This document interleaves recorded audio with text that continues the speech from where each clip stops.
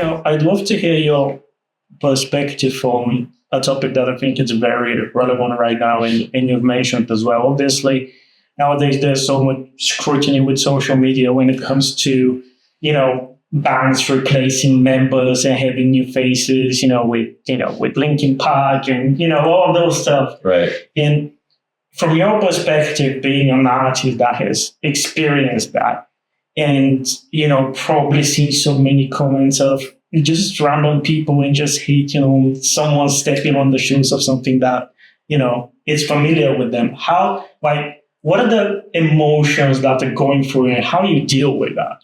I was lucky when I joined the band back in 2006 or 2005. I was lucky enough that the core fan base of Drowning Pool knew my relationship with Dave. Okay. And they knew that I was coming into it with the right mindset. Yeah.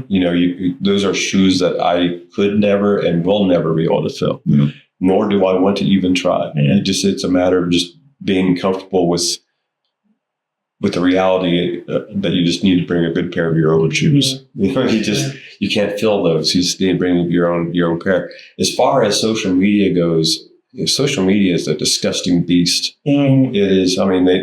Social media and the haters, they kill movies nowadays before they're even released.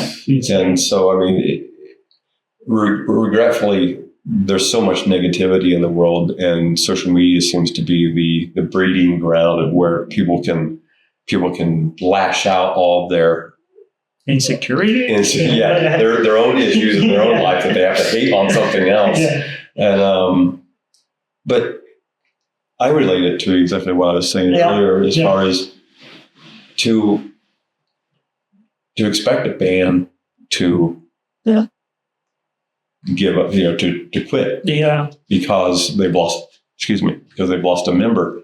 It's unfair. It is. It's those other members, regardless of whether you're talking about Drowning Pool or Linkin Park or Alice in Chains or any of the bands out there that have lost a member.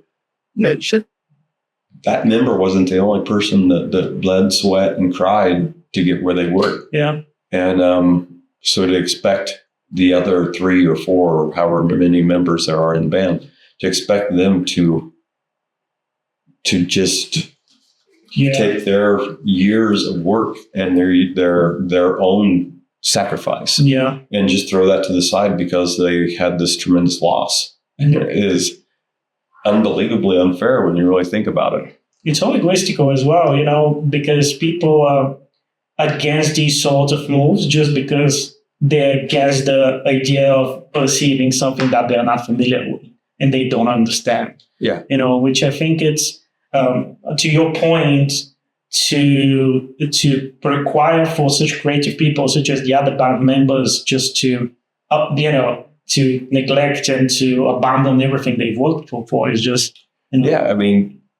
everybody in my band, everybody in every band, I imagine, is the same way. We've all sacrificed so much. And I know, once again, please don't take it that I know how much of a blessing it is that I'm sitting right here talking to you right now. Yeah.